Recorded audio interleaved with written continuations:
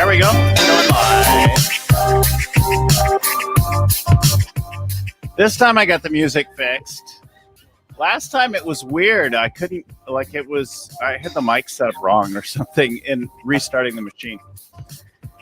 I like a little background music. To be honest, I would play all kinds of different songs like I do in our workshops, and our sessions with our teams, except of course then YouTube and others will suppress you and give you trouble and flag you and stuff. But I'm like picking like a song for the moment, for the topic of discussion. Right. All right, we're about to talk with Cameron Herald about why meetings suck and how to change things up. And this has been, of course, a topic that's great forever, but especially now that so many of us spend so much time in Zoom land. This is my new, this is my trademark term. Zoom land is mine. No, probably not. But so we're going to talk about that in just a second. We have Cameron Herald, who's up in Vancouver right now, but you're kind of all over the place, whether real or not, in person or not. Yep. We do events globally. Yeah. All right. So some reminders before we get into how to make your meetings suck less. I'm Bill Gallagher, friendly neighborhood scaling coach, host of the show. Scaling Up Business Podcast is all about how to scale companies, why some companies make it and why so many don't, and how to beat your odds. This is the show tied to the best-selling book and all that. We've done now 230 episodes maybe. So we've been doing them for a few years on every topic with every kind of imaginable subject matter expert. We've had people like Gary Hamill and Tom Peters and Raj Sisodia and and Cameron Herald and Brian Scudamore and just on and on. Many folks, authors, gurus, CEOs, large and small, talking about what it takes to scale and scale successfully. So if there's anything like this that you want, or if you're looking for a coach in the scaling up world, we can help you figure that shit out. We just got relegated now, got marked adult. Maybe I could drop an F-bomb before we're done. Anyway, that's me showing through. But so anyway, we've got all these shows. If you want to find all that and all the search something on a topic that's of interest or importance to you, whether it's people, strategy, execution, cash, or the fifth decision that I like to do some additional talking about, like what kind of leader are you going to be? You'll find all that at scalingcoach.com. Welcome to the show, everyone. Welcome to the show. So, guys, Cameron Herald is a personal friend of some years now. Both myself, my wife, and lovely human and all-around coach with a particular focus on COOs. And he runs a group called the COO Alliance that I forgot to tag you in the other day, but we were talking a little bit about in our coach panel conversation. And he's with us here today to talk about the topic of his book, Why Meetings Suck, because it's so relevant right now. But I'll let him say some more. But you should know that by the age of 35, he built a couple of $100 million companies. And by 42, he drove 1-800-GOT-JUNK from 2 million to 106 million, 3,100 employees. And he's had many media placements, speaking all over the world, been covered by Oprah, like all that. So I maybe misquoted something there or got something wrong, but it's just got a great background. He's a great speaker on all things to do with growing up, and that particular focus on we'll talk towards the end of the show about the COO Alliance and how to get your second in command, getting the same kind of support that CEOs often get through organizations that we know and work with, like Vistage and YPO and EO, or once YEO. So welcome, Cameron. All right. So what are you doing up in Vancouver now? Hanging out?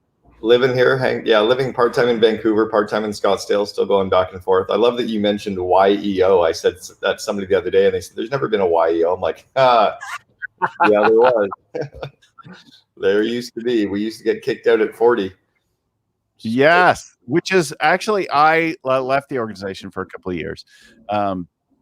At that point, right when I turned 40, and when the organization was like that, and I just, but then I came back because there's kind of an unmistakable. I mean, I've been a member of other things. Like there's another business group here, the Alliance of CEOs, that I was a member of as well for like 11 years, with a couple different companies, and the YEO, now EO, the Entrepreneurs Organization, had a different flavor than a lot of them that I thought was really useful for what I was doing. In truth, I work with more companies from other groups than from EO, but I'm mostly YPO, and Vistage would be most of my clients.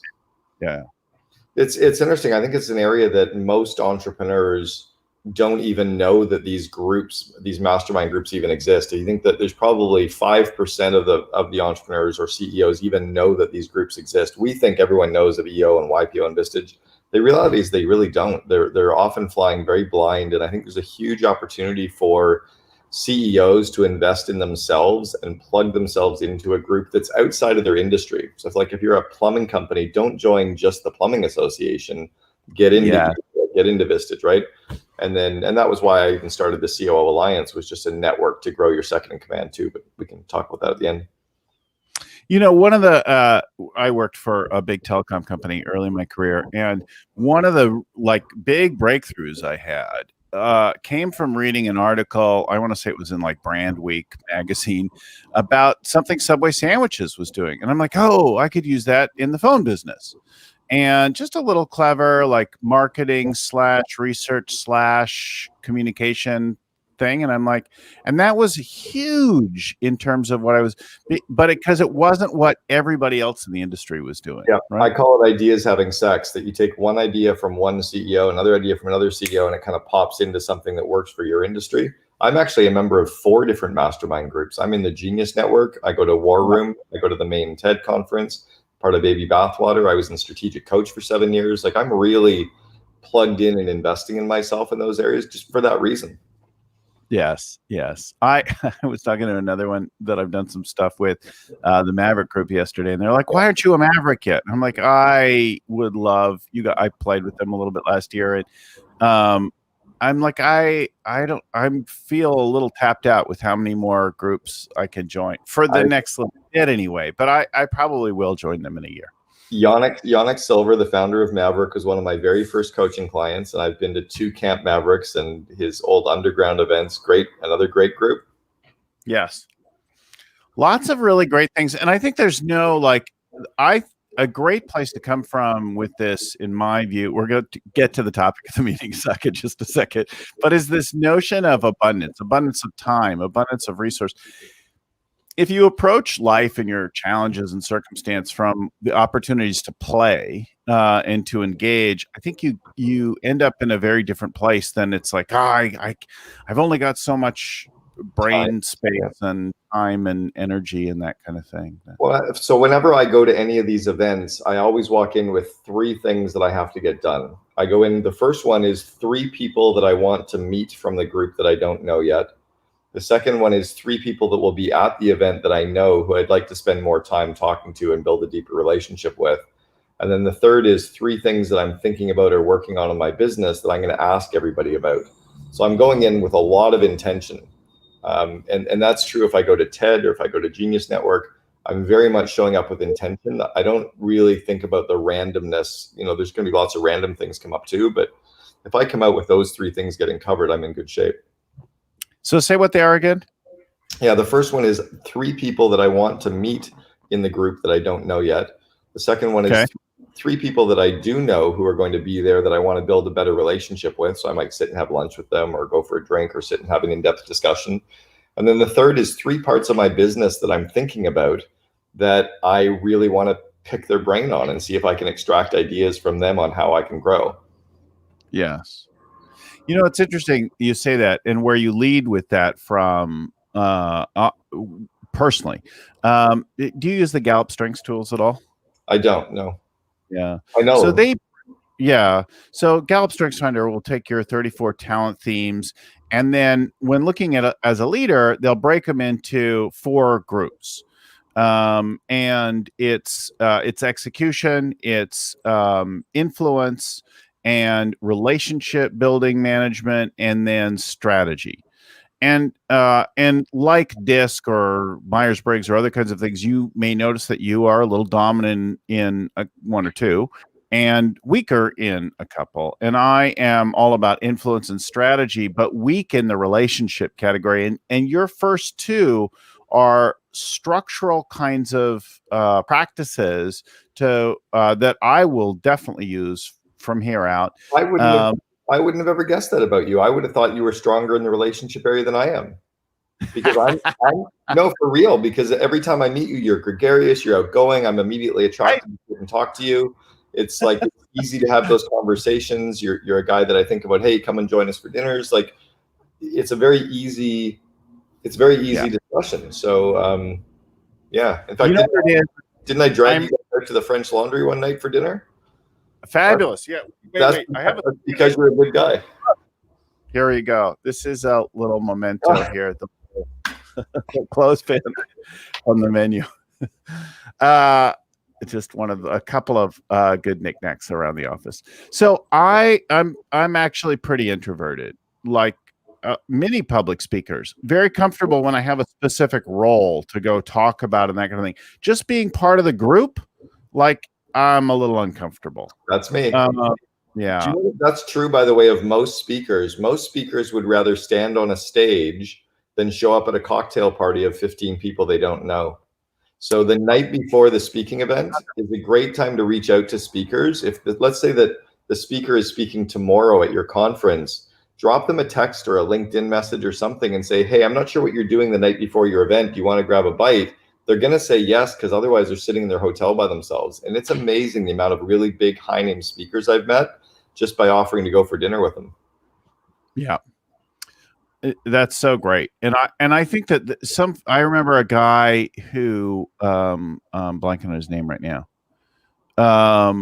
Anyway, I booked a series of workshops over a couple of years, and I went to this group, and one guy would always come pick me up at the airport and take me to lunch. Great, right?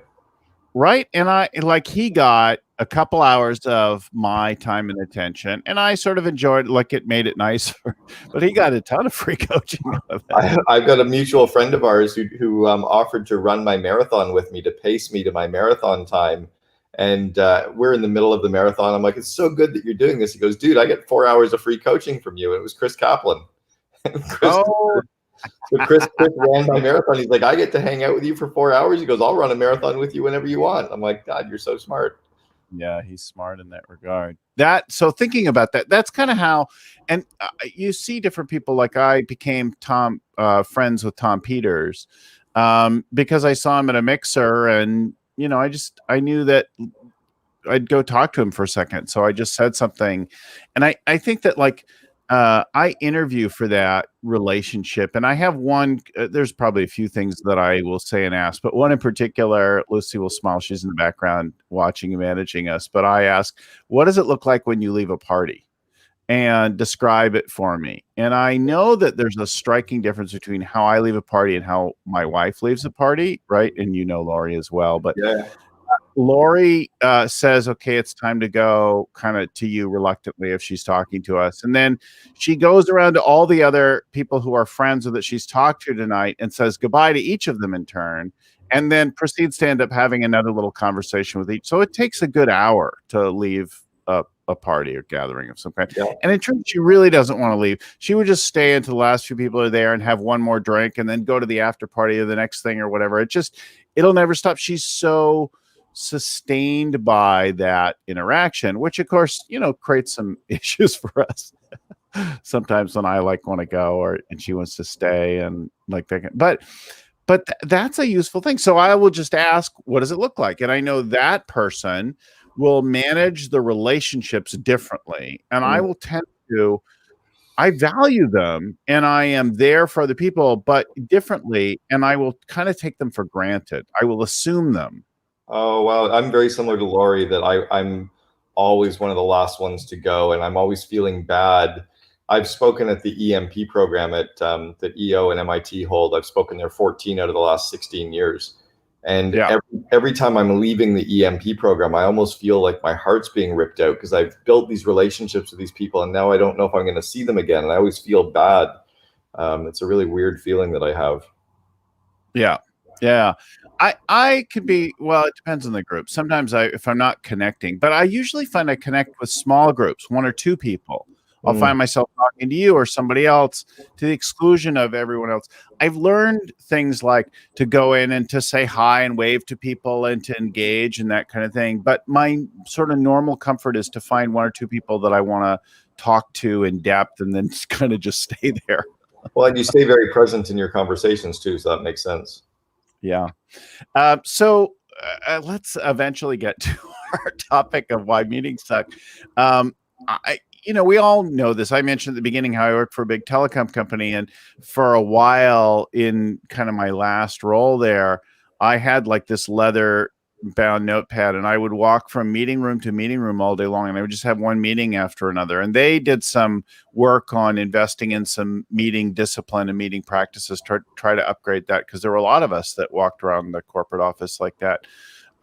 Talk about why meetings suck first, maybe, and how this became an interest before we talk about what makes them.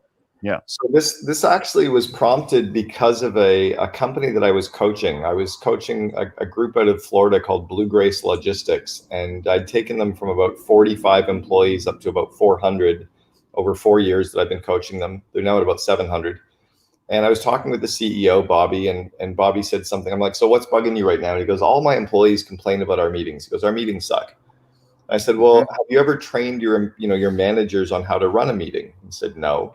I said, have you ever trained all of your employees on how to show up at meetings and how to participate in meetings and how to lead up while they're in meetings? And he said, no.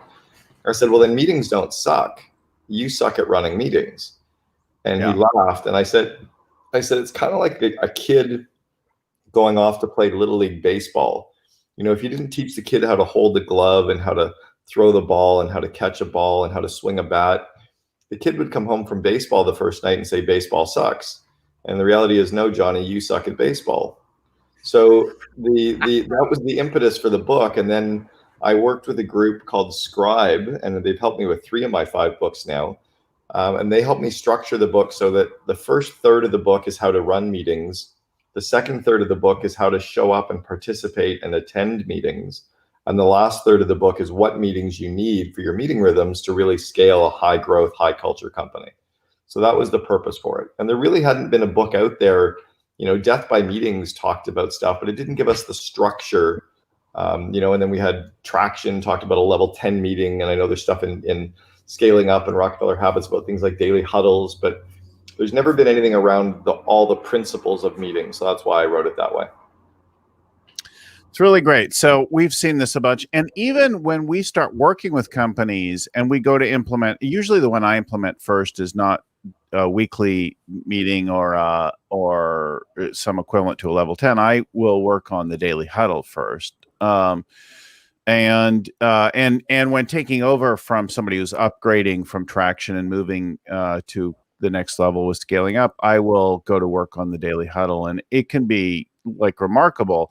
But after they implement whatever meeting they sort of go to implement within the company, regular recurring kind of standard meeting versus ad hoc or problem solving, they'll encounter some problems. Like they'll come back and they'll be like, this thing doesn't work for us. It kind of sucks. And I'll say, okay, wait, before you abandon it, let me observe it or tell me what's going on. And almost always you can spot any number of things and then put in a little correction that has the meeting actually work. My background has been growing franchise organizations, right? So I was the second in command for 1-800-GOT-JUNK from 14 people to 3,000. I opened up the West Coast of the United States for College Pro Painters. We did it again with Gerber Auto Collision and Boyd Auto Body. So I was really good at creating systems that scaled. And for me, that meant, if I'm going to run a meeting, I have to systemize it with here are the 7 things to really run that highly effective meeting, whether it's a strategy meeting or a huddle meeting or a finance meeting, et cetera. I love that you actually said when people are kind of leaving traction and going up to scaling up, because that's really the natural evolution for every company out there. Is I think traction gets you to like 30 to 40 employees, but after that, you really need to move into the scaling up world for sure, because the systems aren't strong enough to really scale a bigger brand. The interesting, you mentioned you started with Huddle. We put our daily huddle in place, which we learned from Vern, the author of Scaling Up. We learned that from him 20 years ago. We did a daily huddle at 1-800-GOT-JUNK. They still do it today, 20 years later. But when we put it in place, for the first week or two, every employee was like, this is stupid, it's dorky, we hate it. We had one of our VPs, he's like, I will not participate. He was Russian. He's like, I will not participate. It's communism. We're all, cheering with logos. This is bullshit. And we had to listen to them to go, no, we know it'll work, but we have to keep tweaking it. So Brian and I would look at them and go, no, it's working, it's great. And then we would meet around the corner and go, okay, it sucks. How do we make it better tomorrow? How do we make it better tomorrow? And that's where even putting a system in place for Huddle and sticking with it. Like Huddle is a 7-minute meeting, not 20. It's a stand-up meeting. Don't sit down. One of my clients in England was like, we're having a problem with our Huddle. I'm like, describe it. He goes, well, we all get together in the lunchroom. We sit down, we pour tea. I'm like, dude, that's not fucking Huddle. That's having tea. Like, if you're going to have a Huddle, you don't see football players sitting down on the field pouring tea with each other. Like Huddle is a stand-up 7-minute with a pulse, so you create that. And then, anyway. Huddles don't have finger sandwiches. Pardon me? Huddles don't have finger sandwiches. No, exactly. It was bizarre. And then you have to iterate, just because it says something in a book, like every employee talks at Huddle. No, because when you get past 20 employees, you don't have time for every employee to talk at Huddle. Like when you get to 50 employees, if every person is saying their 20 seconds, that's now a 15-minute meeting. So you have to iterate, right? So we did a business area update a day. So marketing would update on Monday, finance on Tuesday, ops on Wednesday, etc. We'd cycle through the 8 business areas. Interesting, you start with Huddle. I start with the annual planning meeting, which I think you do anyway with scaling up, right? Yeah. So they're I think, getting when they start, right? Yeah. So I think the key is you start with the annual, then you go with the quarterlies, then I would go to probably the weekly leadership team, then the one-on-one coaching meetings, Huddle, maybe then you layer in the finance meetings and strategy meetings later. But yeah, you guys but most companies don't do annual or quarterly strategy meetings, which blows my mind. Right. Well, by the time they hire us, they're doing that, right? Because we that's one of the main vehicles that we do is the annual and the quarterly. And to be honest, it could start at any point. So if we start at this time of year, it's usually a mix of fourth quarter plus annual. And if we start coaching now, and then in other times of the year, like in first quarter, it also might be like first quarter and annual. And then at other times of the year, it might be a little mid-year tune-up and then just quarterly, and then we'll wait for a while. Exactly. Makes sense. They're kind of getting that. I'm talking about what they do without me, right? So I don't lead the weekly, I don't lead the monthly, I don't lead one-on-ones, but I might teach them how to do it. Right. And the key with the meetings is once you know you're doing them, block them into every employee's calendar, have an alert set up for 2 minutes or 5 minutes before every meeting so their calendar beeps to say, hey, get off the call or stop what you're doing, get ready for your meeting. Yeah. And have all those meetings in everybody's calendars so then they can plan all their other work around them. But you shouldn't be having to find time for next week's weekly meeting because it should be there for the next 3 years. Yeah, so I think this is a real struggle in the beginning, and it's a great place to begin, is just actually designing in when the meeting should occur in a ideal flow, right? And then having that meeting be there by default, recurring, and planning the business around it. But I think that's like a little bit like Covey's starting with the end in mind, right? Planning from the future, thinking about where do we want to be, and then working, because from here out, like, I don't know about you, but in every company is a little bit different, but nobody's got any time for any of this. They're all busy. There's no openings for it. And they'll always preempt something for a key customer. Instead of saying to the customer, hey, I'm not really available then, could you do any other time? In many cases, the customer is available at lots of other times for something. It's rare that people are flexible. Well, it's no different than me. I mean, I don't work Fridays, so Fridays are blocked off with me. So like, it's impossible to get on my calendar for Fridays. But my Mm, clients don't know that I'm not working Fridays. They just know that I'm busy. So I don't know. I've blocked something in, right? So yeah, you block in the meetings, and yeah, it takes some time. But so what I challenge companies with is, look, if you're not willing to put all the meetings into everybody's calendars and force them to move around the other stuff to make it fit, that's cool, but get used to 7% growth for the rest of your life.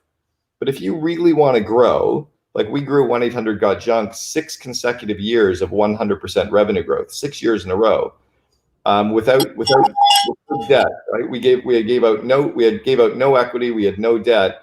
If you Yeah. want growth, then you have to actually be intentional with this kind of stuff. Yeah, I think that's a really good point out. So thinking about that, starting out in the future, what would it ideally look like? And then designing that back. The other thing you said there to underscore is don't try to do it all at once. You're not going to implement annual, quarterly, one-on-ones, daily huddles, weekly meetings, all hands. You're just not going to get all that stuff done. And it'll really piss off all your employees. And what they then start thinking is, oh, it's the flavor of the month. So they don't really buy in. You take one, you go deep until it's working. Then you put in the next one, you go deep until it's working.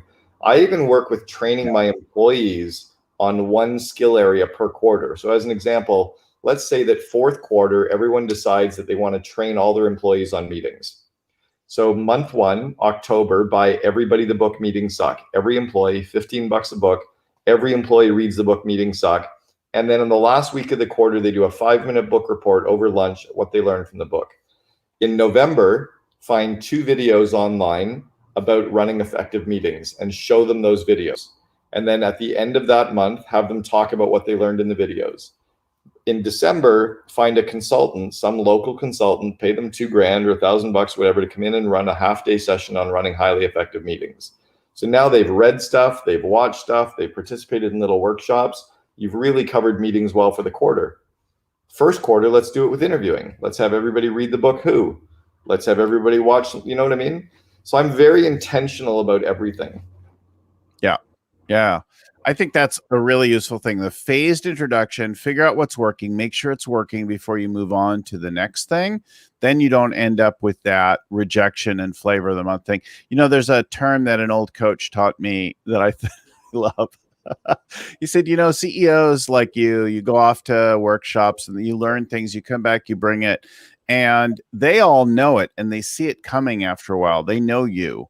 Yeah. And then they smile and pay you lip service. They shine you on because they know you'll forget about it. You'll be and this phenomenon is called bohica. Have you heard this?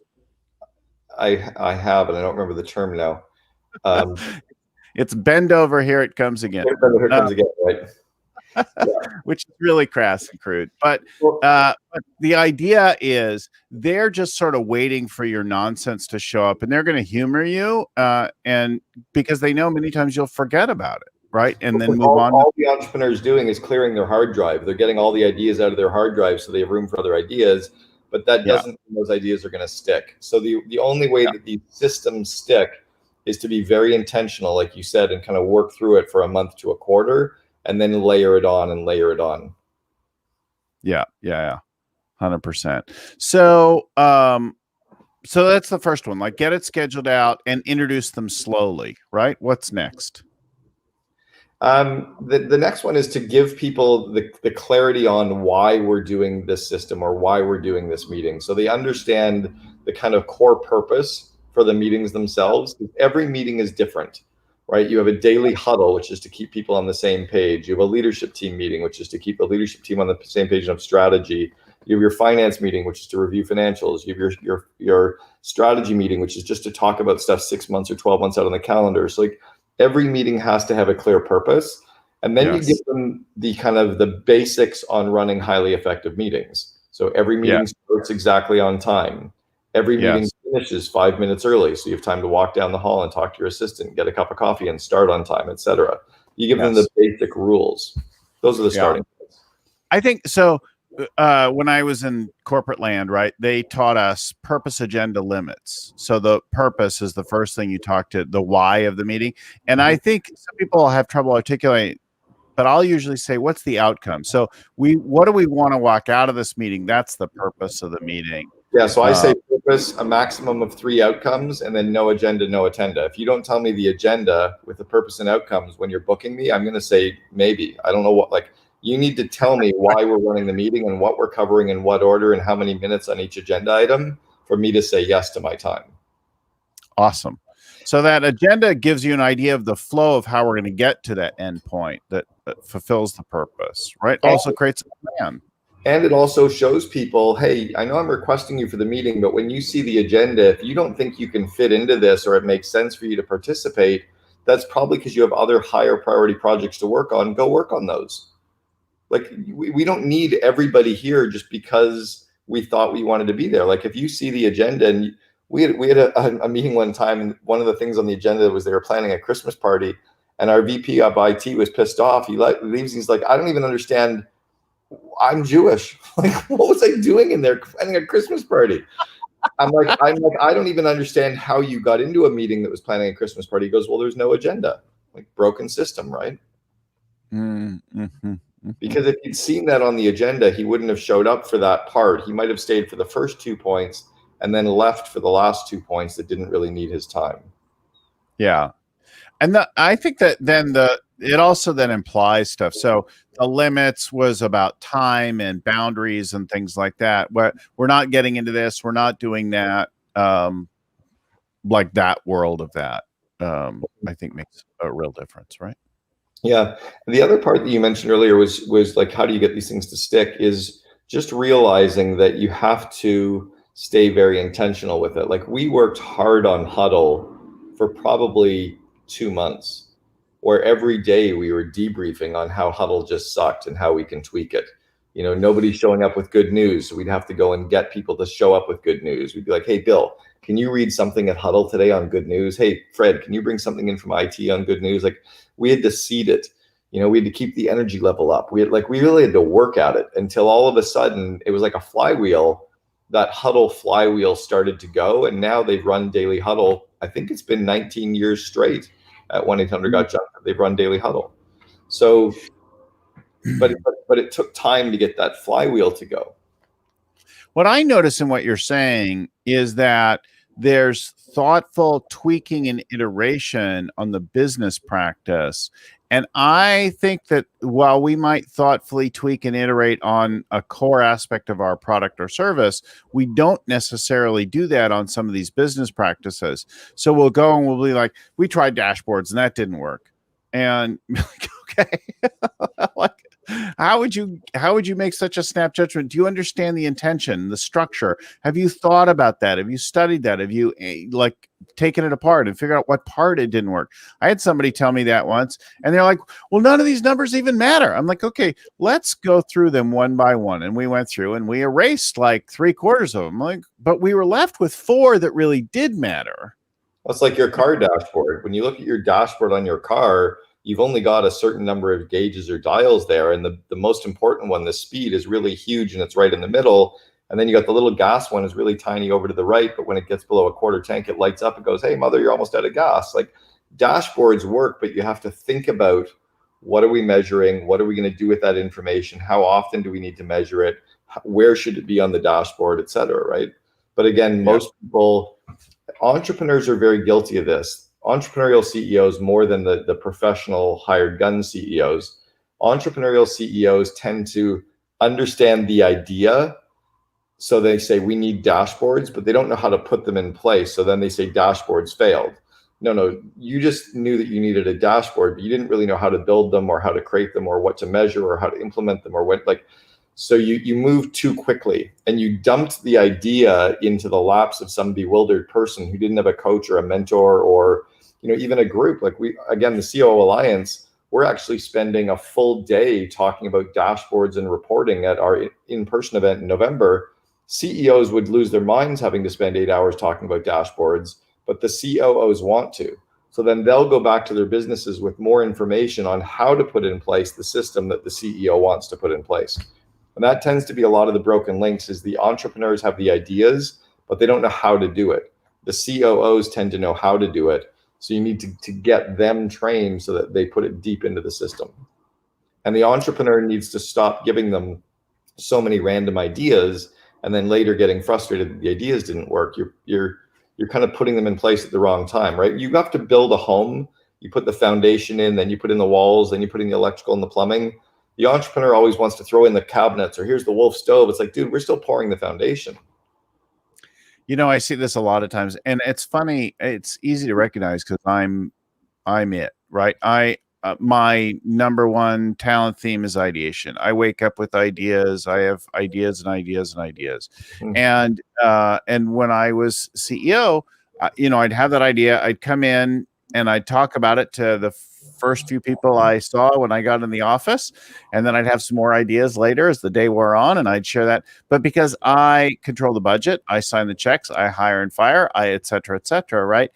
They would often chase down my ideas. Now, sometimes they'd be irritated by them, but some people wanting to get advantage would try to follow them. And of course, and then I would often tell them to chase them down, too many of them, and that's destabilizing, right? That doesn't scale, that's scattered. And tying this into meetings as a theme, the system that entrepreneurs need is this.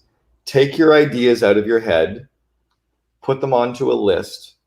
I have a one-pager called the decision filter, which they fill out so they really understand what that idea or project is. And then your team once a month or once a quarter votes on which projects they get to green light, saying, yes, we'll put them into the starting plan. We'll start on them now. Which one's the yellow light, meaning, yeah, they're a good idea, but not yes. And then not yet. And then the last one is they're red lighted, meaning they used to be a good idea, but now they're not, we'll kill them. And as long as the entrepreneur knows the idea is out of their head and in a system somewhere, they're okay. But in the absence of that, they tend to delegate the idea to give it to somebody, and they end up starting things too quickly and too random. So that system of a place to keep your ideas and add to those ideas before you start the ideas will save the entrepreneur from themselves. So I have moved what I think is beyond that. You can give me feedback on it. I have just learned to let most of them go. I don't write them down. I don't anything. If I'm really like feeling anxious or spooling around with something, like I'm thinking about a global crisis or some impending situation, I might do a lot of that. But most of the time, I just kind of let them be. And as they arise, I just ask myself, does this relate to any of my quarterly priorities or this quarter or next? And if it's now, then if it solves a problem, like a problem solving idea, then I might try to apply it. But, and if it's really sort of in the next quarter, I'll write it down. But aside from that, I just kind of let it be. And you've got some methodology behind your madness that most entrepreneurs don't have. So what they end up doing is they come in and they talk to employees, and the employees end up running with those ideas or getting distracted with those ideas. And meanwhile, the entrepreneurs already said, oh, that's a dumb idea, but they didn't hear that. So they're now running with it or they're distracted by it. Well, I try to say, like, so the person I work with the most is Lucy. And I try to say when I'm sharing it, I'm like, this is just an idea. Don't work on this. I just need to sound it out with you a little bit. Right. But I see people, CEOs, founders, controlling folks, entrepreneurs of companies with 1,000, 300, even 5,000, 100 employees, like a big range of stuff, who are still operating that way, who still march in with an idea and then get all worked up about it and send people chasing off it. And then it changes the next week and they're wondering why we're not making progress on things and why we feel stalled. Because there's no rigor or discipline. Yes, you got yourself to 350 million. Yes, it's highly profitable. It's a fine product. There's lots of good people here, but you're stuck because you're still like throwing things around like you're an early stage company. Stop it. Well, how old are you now, Bill? 56. So when you were 6 years old, you were Bill Gallagher. When you were 16, you were Bill Gallagher. When you were 26, you're Bill Gallagher. When you're 36, you're Bill Gallagher. When you're 46, you're Bill Gallagher. When you're 56, you're Bill Gallagher. But you as Bill Gallagher has had to change. You would be a disaster as a scaling up coach as a 6-year-old. You'd be a disaster as a 16-year-old. You'd probably be a disaster as a 26-year-old. your skills had to change, and every company as they scale has to change and adapt as well, usually at the ones and the threes. You go from 1 employee to 3, from 3 to 10, from 10 to 30, from 30 to 100, from 100 to 300, from 300 to 1,000.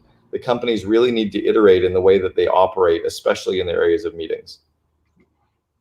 Yeah, that mix of, and you think about all aspects of it. I think that where I have developed, I know I have developed, right? Not to be too proud. I also know there's areas that I'll like be working on forever and evolving, but was really from self-awareness, being willing to look at the guy in the mirror and deal with that. What am I not proud of? Where have I screwed up? How did I cause this? Like, the most useful thing to think is this whole thing is my fault, right? Yeah. The way our meetings run, the way the business is, it's all my fault. It's perfectly matched to my current level. So I could go implement a huddle or whatever, but if I keep being the kind of leader I've been, we'll keep getting these results. I'll undermine it in some way. That behavioral trait is called introspection. It's the ability to blame oneself before blaming external sources. It's one of the 5 things we looked for in looking for franchisees at 1-800-GOT-JUNK, because we wanted franchisees who would blame themselves for screwing up or not doing well or not getting the results instead of blaming the franchisor. We didn't want them blaming the economy or the market. We wanted them blaming themselves. So we looked at leadership, attainment, tenacity, introspection, and interdependence as the 5 core traits that would make a great franchisee. And I agree, interdependence, or that introspection as a leader, is really, really powerful. Most people don't have it. Oh, I don't start with it. My natural inclination comes from a place of arrogance. I first think, what's wrong with you? That's my first instinct. I've only learned to be introspective and that it's powerful and useful because I can work on me pretty easily. But my first thing is, what's wrong with everybody else, right? I think I learned introspection, by the way, by playing golf at a very young age. Because my dad was teaching me and our golf coaches were teaching us that everything was our problem. It was our swing, it was our approach, it was our stance. Yeah. So I became very, very introspective just because of playing golf and ski racing as well. Like, I couldn't blame anybody on my result in a slalom course. It was me going down the slalom course. Everybody else had the same gates too. So you just had to become very good at that level of introspection. But you will see a leading athlete go, they set my bindings wrong, or God damn, this wax job is, we'll blame the equipment. I think that's a level of frustration, but they know deep down that it's not true. Or it's that very, very random occurrence, right? When, Ken Reed's binding pops off on the 3rd turn in the Olympics and he loses the race. Like, that's just, there is sometimes that, but more often than not, you misinterpret. But the universe is random and cruel and uncaring, right? The rain doesn't care how you feel about the day. It's just get you wet. You got it. So let's talk about engagement and control of the group, right? Those are some things that I think you have some thoughts about. How do we keep people engaged and how do we not lose control of the meeting? Sure. So there needs to be a moderator at every meeting. Someone needs to play the role of moderator, make sure that we stay on track, we stay on the agenda, we control the idle chatter, and that we include everybody that's been invited. So one of my biggest pet peeves in a meeting, and most employees' pet peeves, is, why am I even there? Like, they invited me to a meeting. We spent 45 minutes at the meeting. The owner talked the whole time. Nobody else said anything. What was the fucking point? I'm like, you're right. So if the agenda calls for creative discussion or some kind of group sharing, it's the leader's job or the moderator's job to get every employee to contribute. Otherwise, why are you inviting them to the meeting in the first place? So that's the first part. If you're inviting them, make sure that they contribute. Otherwise, don't invite them. Let them stay on their normal projects and work on their normal work. Second thing is, I like thinking that the most senior people in the meeting speak last. The CEO should speak last, the COO second last, the coach even after, right? Because the reality is, our job isn't to steer the discussion, it's to grow people, to grow their skills and grow their confidence. And if the CEO will shut up and let people talk, you'll actually realize more often than not, your ideas are already at the group level. And when they come up with them and you go, that's amazing, you've raised their confidence and their skills up, and you don't need to be the one steering every discussion. So it's speaking last. And then I use a Post-it note exercise where I have people write down their ideas on Post-it notes, and I get the most junior or newest employees to read their ideas off their Post-it notes first, ending with the CEO reading theirs last. And more often than not, the CEO will be like, well, somebody said this, somebody said this, somebody said that. And then the team's like, wow, this is really good and empowering. Yeah, so when we are coaching, I'm moderating their annual and quarterly planning meetings. When we do some occasional training, I'm doing the same thing. So I'm an outside person. I don't have a horse in the race, except I want the whole group to win. So I'm just working for that. And having someone who's able, willing, comfortable in doing that probably shouldn't be the CEO. And having that CEO speak last is really hard, because to get this company started, they had to speak up and they had to start conversations to get things going. And it's very hard to pull out of that and to learn not to do that.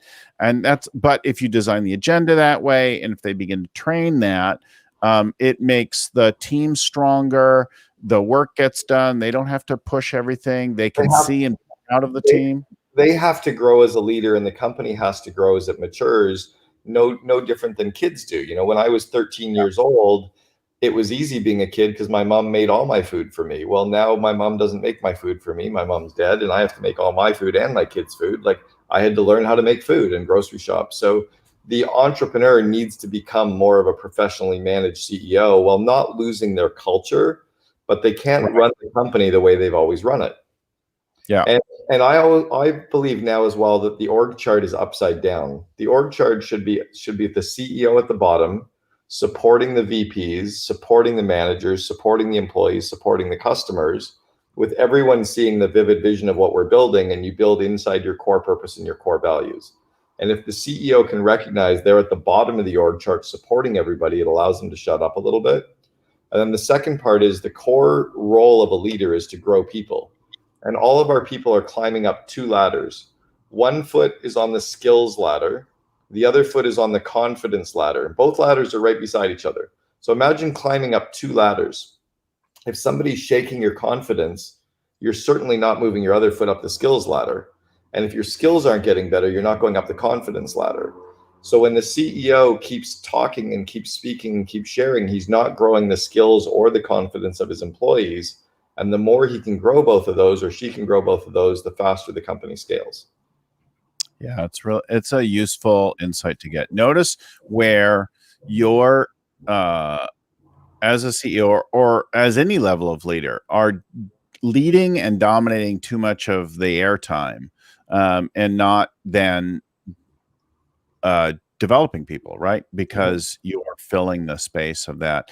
I think it's useful to notice also that gender wise, men are much more verbal and more dominant. And then there are others within who are more verbal and dominant. And verbal and dominance is not the best thinking or the only perspective that's useful. It just like controls the room. And I am definitely one of these kinds of people.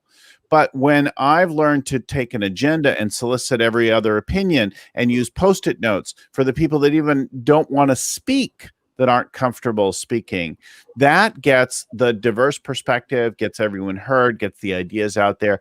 And then, of course, we will tend to put them up and organize them before we talk about them, using the same kind of Post-it approach. But and then people really say, okay, my perspective is included, and it naturally falls sort of here. Or, hey, it's an interesting counterpoint, and it gets talked without necessarily having to advocate for that particular idea. Right, but at least they've been heard, right? Because again, if the role of the leader is to grow their confidence and their skills, sometimes as their confidence gets up, they get better at their skills as well. And then when their skills are higher, their confidence gets higher. Those two things is what scales your company. Yeah. And it doesn't have to look or sound a particular way to be powerful and effective, right? So I think there's one last area to kind of cover, and it's about the communication styles, right? Before we do that, let me just remind folks that If these shows help you, right, the thing that could help us would be to write up a review for us. So, give us a rating, but then give us some feedback on iTunes or wherever it is that you get it. You could share it with somebody else that you think could also benefit from it. And if you want to give us feedback, send us an email to info@scalingcoach.com. If you want more of a topic, or there's a question, or you didn't like my swearing, or or whatever, do that. You can, of course, subscribe either at scalingcoach.com or on iTunes, or wherever you get your or YouTube, wherever you watch the video or audio from these. And then you'll get them every week, because we put out at least one every week. The audio gets dropped on Wednesday mornings, and then these occur video as we record them. I also, before we get into communication styles and Cameron stuff, want to remind and give special thanks to Vern Harnish, author and creator of the Scaling Up Framework and the original Rockefeller Habits, and to Lucy Harness, who's in the background. She's our show producer. The audio gets edited by Albert Burge at Podfly Productions, and our show notes are written by Ayn Kodina and then proofread by Tim McGowan. So let's talk about, before we move on there, the communication styles. What are the different styles that you notice, and how do we use that or manage that in the meeting? Yeah, so in a meeting, there's only 3 types of communication that are ever happening. There's either information being shared, and it can be top down or bottom up or lateral. Right? So we call that info share. The second one is creative discussion, where you're just brainstorming, throwing ideas around, putting ideas up on the wall, Post-it note exercises, mind mapping, whatever. That's the creative discussion. As a friend of mine said, there's no such thing as a bad idea. There's just bad people with ideas. There's no such thing as a dumb idea. There's just dumb people with ideas. And then the last one is consensus decision, which is we're going to talk about it. We're going to share information. We'll debate. We'll look at numbers, and we'll leave the room with consensus. We might debate. We might argue. We might get really heated. But at the end of the day, we're going to make a decision around this. Either I will, or you will, or we will as a group. But we will leave admitting that we've left all the debate in the room. We never leave the meeting still debating the issue. So then what I like doing is, with the agenda, it's what are we covering? In what order are we covering each of those items? How many minutes will we spend on each item? And what's the communication style for each of those items? Because one item might be info share, one might be consensus decision, one might be creative discussion, next might be info share. But it's important that people understand, okay, this is just info share. Like during our 5-minute updates, when each leader is doing their updates for the week, that's info share. There's no discussion, there's no debate, there's no consensus, there's no decision. Just listen. Yeah. So there's one that people ask me about. They're like, but wait, isn't there a fourth one that I hear? And that's planning. And I say, no, that actually is part of the consensus building, the committee. That's part of creative discussion. That's part of creative discussion and consensus. Yeah, you're going to, as a group, you'll throw Post-it notes up. You'll use the workout process. You'll vote on them. You'll organize them. You'll break them down. You'll put them into charts. So that's the creative discussion, brainstorming, and then deciding, making a decision. Yeah. It combines the two. Well, super useful. So people want to know about your COO Alliance. They should go to COOalliance.com. We'll throw the link up here and in the show notes. And that's just a great organization where you train, develop, coach. They've got peer support, that kind of thing for COOs, the second in command.